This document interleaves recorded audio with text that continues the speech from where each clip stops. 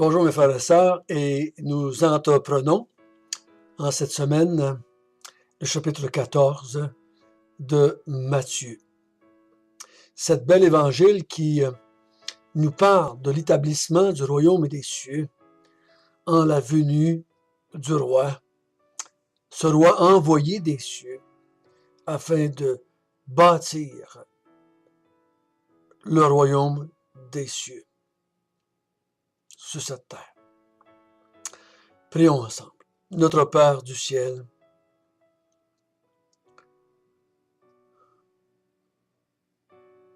notre but, c'est de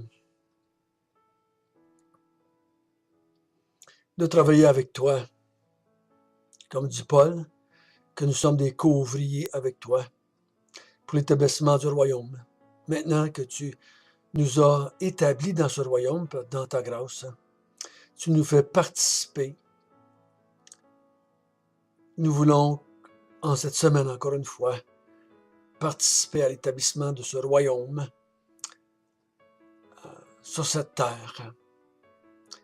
Mais Seigneur, nous voulons bien comprendre qui est notre roi, bien comprendre quelle sorte de royaume tu as établi, afin de pouvoir bien proclamer et bien te glorifier. Au nom de Jésus, Amen.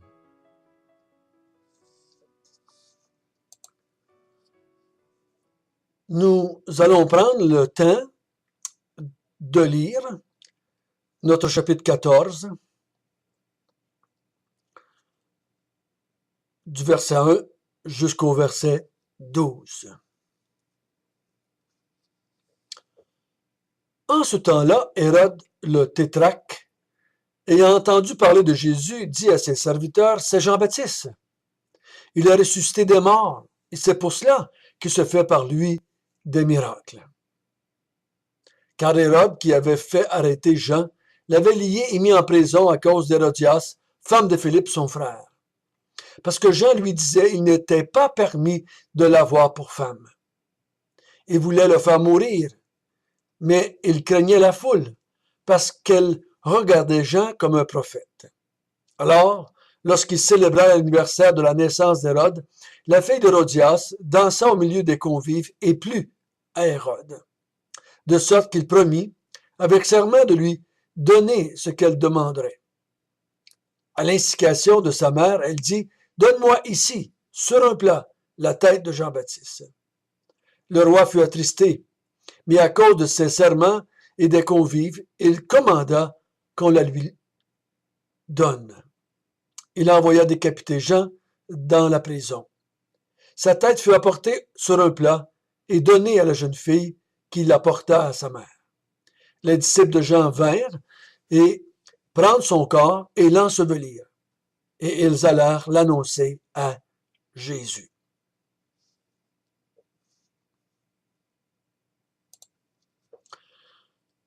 Encore une fois, la question qu'on doit se poser avant d'interpréter un tel passage, c'est comment je peux faire entrer ces 12 versets-là dans l'ensemble de l'évangile de Matthieu. Avant de vouloir expliquer le cœur humain en regardant le cœur d'Hérode et avant de parler des tentations sexuelles comme Hérode avec Hérodias, il nous faut premièrement dire, si Matthieu a comme but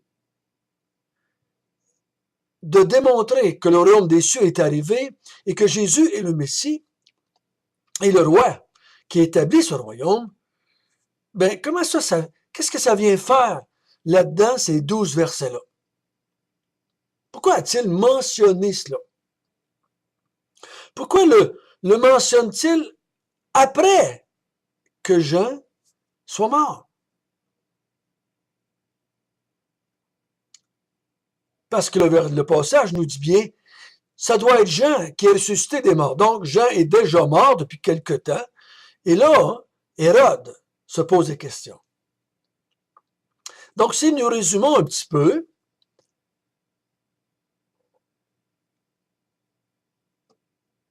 Hérode entend parler de Jésus.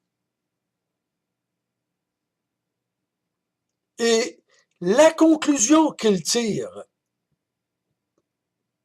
ça doit être Jean-Baptiste qui est ressuscité. Donc, Jean-Baptiste, comme je l'ai dit, est décédé de la main des gardes. Et on a lu l'histoire, on va la résumer un petit peu. C'est la fête d'Hérode. Et il y a un party qui est donné. Et la fille d'Hérodias va danser au milieu des convives. Quelle sorte de danse a-t-elle faite? Il ne nous est pas dit, mais le résultat, on le connaît. Hérode est tout excité et elle lui plaît. Et il la désire. Il est tellement stimulé qu'il dit une connerie épouvantable. Il fait le serment devant la foule qui est là, devant l'assemblée des convives. Demande-moi ce que tu voudras et je vais te le donner. Si je comprends bien, c'est un vieux mec qui veut avoir une jeune fille et il sait bien qu'il va peut-être pas lui plaire physiquement, mais il essaie de l'acheter en lui faisant un serment idiot, imbécile, complètement démesuré. Demande-moi ce que tu veux. Mais il ne s'imagine pas ce qu'il va recevoir comme requête. Donc, ce qu'on peut penser que la jeune fille a été demandée à sa mère, ou il y avait eu complot avant qu'elle vienne danser, mais sinon, elle est allée voir sa mère après. Qu'est-ce que je me demande? Qu'est-ce que je lui demande? Qu'est-ce que je lui demande? Qu'est-ce que je peux bien lui demander? Et sa mère va la pousser à demander la tête de Jean-Baptiste. Elle sait que sa relation avec Hérode est en jeu à cause de Jean-Baptiste qui, lui, dit « Tu n'as pas le droit d'être avec Hérodias, femme de ton frère. » Donc, elle a peur que finalement Hérode la rejette, et qu'elle soit chassée du palais royal et retourne à sa vie avant. Et on sait bien que Philippe ne va pas la reprendre après qu'elle ait été avec Hérode. Donc, elle dit, demande-lui la tête de Jean-Baptiste, ça va nous sauver la vie à toi et à moi. C'est donc ce qu'elle fait. Elle part et il demande à Hérode, donne-moi la tête de Jean-Baptiste. Ici, tout de suite, sur un plat. Hérode est pris avec le serment qu'il a fait. Il est triste, non pas qu'il est triste pour Jean-Baptiste, parce que le verset nous dit qu'au verset 5, il voulait le faire mourir, mais il ne savait pas trop comment s'y prendre, et il avait peur de la réaction de la foule. Donc, il a encore peur de la réaction de la foule. Il est triste du fait qu'il a peur que la foule se soulève contre lui, parce qu'il va faire mourir Jean-Baptiste. Mais maintenant, il a peur de la réaction des convives, des personnes qui sont là, de ceux qui sont présents à sa fête, et ça devait être toute la grosse gomme qui était là. Donc, il dit, la foule ou les VIP qui sont là. Et il décide qu'il est mieux de garder crédibilité auprès de la gomme du pays, des gens les plus importants du pays. Donc, il dit à des gardes, allez chercher la tête de Jean-Baptiste tout de suite et emmenez-la à cette jeune fille-là. Et on amène à la jeune fille, sur un plat, la tête de Jean-Baptiste. Et elle part avec la tête et elle va l'offrir à sa mère. C'est un peu macabre, n'est-ce pas? Qu'une jeune fille se promène d'un couloir du palais avec une tête et qu'elle va donner ça à sa mère.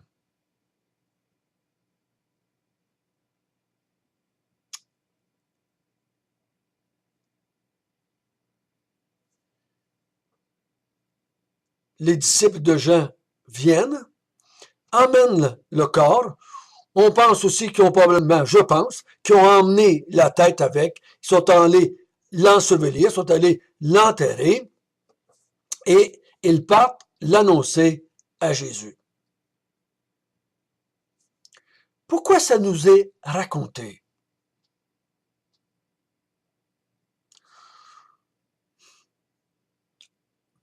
Premièrement,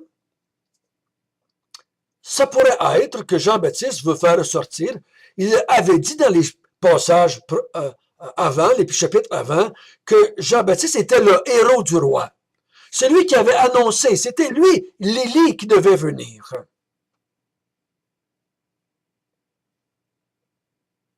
C'est lui qui avait été annoncé dans l'Ancien Testament qui préparait le peuple à la venue du Messie. Et depuis quelque temps, Jean-Baptiste a disparu. Les gens devaient savoir qu'il avait été mis en prison. Et les gens pouvaient se poser la question, mais où est-ce qu'il Élie? Pourquoi est-ce qu'il ne continue plus à nous dire que c'est lui le vrai Messie?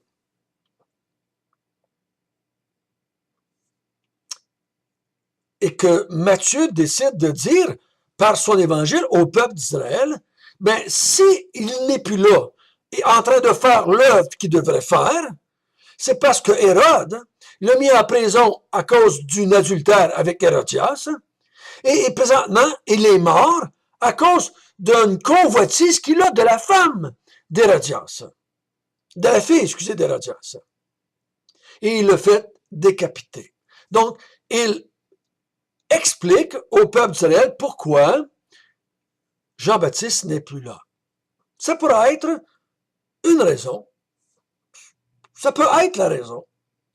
Mais je crois que je vais aller un petit peu plus loin parce que le texte commence au verset 1 et 2. Hérode ayant entendu parler de Jésus. À cause de tous les miracles que Jésus fait. Hérode n'entend parler. Donc, probablement, en tout cas, si j'avais été Hérode, roi, il y aurait des gens qui auraient suivi un peu Jésus, parce que Jésus rassemble des grandes foules, et tu veux un peu garder la paix, le contrôle sur ces événements-là qui se passent. Tu veux essayer de comprendre, c'est qui cet homme-là qui attire des foules? Est-il une menace pour mon trône? Donc peut-être qu'il faisait suivre, mais en tout cas, il sait, il entend dire par des gens tous les miracles que Jésus fait. Et sa réaction, ça ne peut pas être un homme ordinaire. Ça ne peut pas seulement être un charpentier. Ça ne peut pas être seulement qu'un prophète ordinaire. Et pour expliquer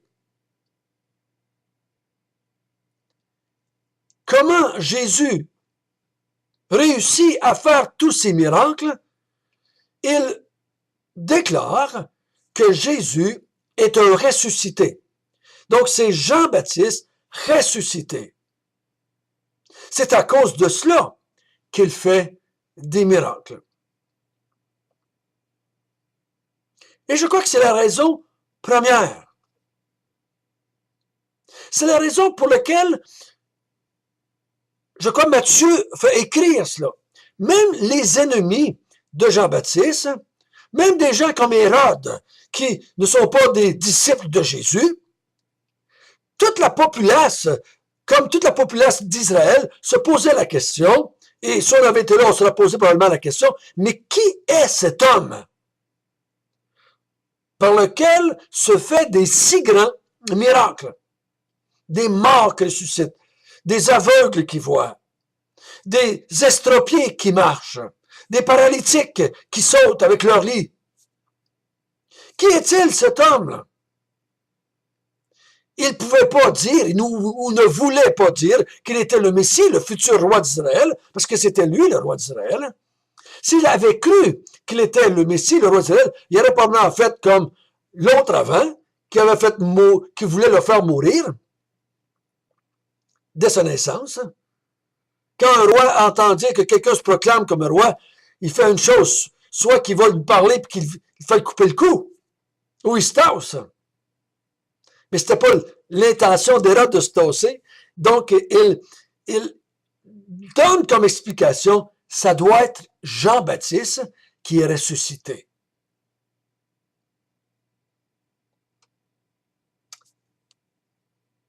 Si on ne croit pas que Jésus est le Messie, si on ne croit pas qu'il est l'envoyé de Dieu, si on ne croit pas qu'il est le Fils de l'homme, le Fils de Dieu, le Fils de David, il faut bien trouver une autre explication. Et si on regarde dans notre société, au temps de Jésus, il y avait toutes sortes d'explications qu'on pouvait donner. On en a vu il n'y a pas tellement longtemps. Tous ces miracles-là qu'il fait, il est fait par Béelzébul. Ça, c'est les pharisiens qui donnent ça comme explication. Hérode ici, il dit, c'est Jean-Baptiste ressuscité. On va voir dans le chapitre 16, Jésus va demander, qui dit-on que je suis? D'autres vont dire, mais qu'il est un prophète ressuscité, qu'il est Jérémie. On va donner toutes sortes de réponses. On essaye d'expliquer c'est qui cet homme-là, c'est qui ce phénomène-là par lequel se fait de si grands miracles. La foule avait dit, il n'y a pas tellement longtemps, ne serait-ce pas lui, le fils de David, à cause de tous les miracles qu'il fait?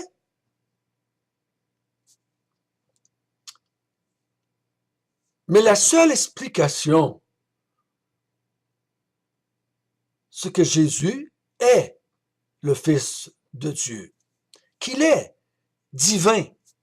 Si je crois qu'il est venu du ciel, si je crois qu'il est le Messie envoyé du ciel, si je crois qu'il était le Fils de l'homme qui était dans les cieux, selon Daniel, et qui est venu sur la terre, j'ai pas de misère à expliquer qu'il fasse des miracles. Je veux dire, ben, c'est facile à comprendre qu'il fasse de tels miracles. Il vient du ciel. C'est Dieu fait chair. C'est le Fils de Dieu. C'est la conclusion qu'on va arriver à la fin du chapitre 14. Il se prosterne devant lui et il l'adore. Et il lui dit, tu es vraiment le Fils de Dieu. C'est pour ça que j'ai intitulé, ou que je vais intituler les 2-3 petites vidéos qu'on va faire, le roi est divin. Le roi est divin. Et s'il est divin, on n'est pas surpris par les miracles qu'il fait. On peut donner une explication à sa naissance, à sa vie, à sa mort, à sa résurrection. On peut donner une explication. Mais si on ne croit pas, ou qu'on essaie d'expliquer ça autrement, oh, Jésus, c'est un extraterrestre. Oh, Jésus, c'est un Tibétien qui a des grands pouvoirs. Oh, Jésus, peu importe ce qu'on va dire. Ça expliquera jamais tout ce qu'il a dit et tout ce qu'il a fait. Mais si on dit qu'il est Dieu, qu'il est divin, ça l'explique tout. Donc, quand les gens nous demandent raison, pourquoi nous croyons en Jésus, on n'invente pas des stupidités comme Hérode. On dit simplement, oh, il était Dieu, fait chair. Notre Père du ciel, merci encore une fois que tu nous dis que Jésus, à cause des miracles qu'il faisait, était plus qu'un homme. Il était divin. Merci Seigneur Dieu de nous avoir donné la sagesse de comprendre cela. Si nous comprenons, ce n'est pas parce que nous sommes plus sages que Hérode, c'est tout simplement parce que tu nous as ouvert les yeux par ton Esprit Saint. Et c'est pour ça que nous te rendons gloire. Au nom de Jésus. Amen.